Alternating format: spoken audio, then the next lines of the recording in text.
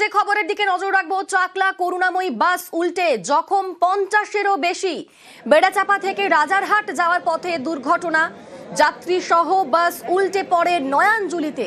যে ছবি দেখছেন, বাস উল্টে নয়াঞ্জলিতে পড়ে যায়। খড়িবাড়ি হাড়োয়ার খালে উল্টে যায় বাস, আর তাতেই বেশ কয়েকজন যাত্রীর মৃত্যুর আশঙ্কা করা হচ্ছে। আমাদের সঙ্গে সরাসরি রয়েছেন প্রতিনিধি জিয়াউল। জিয়াউল, কিভাবে ঘটলো এই দুর্ঘটনা এবং এখনো পর্যন্ত কতজনকে উদ্ধার করা হয়েছে? যারা উদ্ধার হয়েছেন তারা কেমন রয়েছেন? এই মুহূর্তে কিরকম পরিস্থিতি?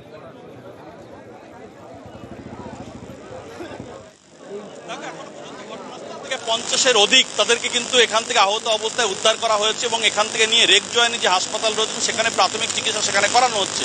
কিন্তু মূলত এই দুর্ঘটনার পিছনে রয়েছে অর্থাৎ রেষারেষি এবং দ্রুত গতিতে যাবার জন্য এই বাসের দুর্ঘটনা, এমনটাও কিন্তু প্রত্যক্ষদর্শীরা জানাচ্ছেন। অর্থাৎ এখান থেকে একাধিক রুটের, এই রাজারহাট খড়িবাড়ি দিয়ে একাধিক রুটের কিন্তু বাস চলাচল করে এবং এই চাকলা করুণাময়ী একেবারে দেগঙ্গার বেড়াচাপা থেকে সেখান থেকে দ্রুত গতিতে বাসটি যাচ্ছিল অর্থাৎ করুণাময়ীর দিকে। ঠিক খড়িবাড়ি এবং হাড়োয়া খালের যে মজার খাল বলে এলাকা রয়েছে, সেই মজার খালের যে ব্রিজ, অর্থাৎ যে ব্রিজ রয়েছে সেই ব্রিজেই কিন্তু একেবারে যে গার্ডওয়াল, সেই গার্ডওয়াল, কংক্রিটের গার্ডওয়াল ভেঙে কিন্তু বাস একেবারে নয়াঞ্জলি অর্থাৎ খালে পড়ে যায়। ফলে এই মুহূর্তে কিন্তু বাসের কিছুটা অংশ কিন্তু এই মুহূর্তে জলের তলায় রয়েছে। ফলে এখনো নিচে বেশ কয়েকজন আটকে থাকার একটা আশঙ্কা করছে এলাকার মানুষজন।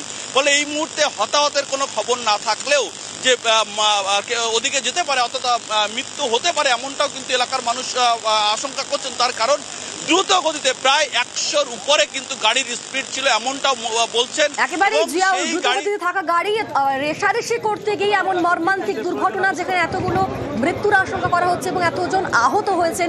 রীতিমতো বাস উল্টে যায় নয়াঞ্জলিতে। আমাদের নজর থাকবে সেই খবরের দিকে।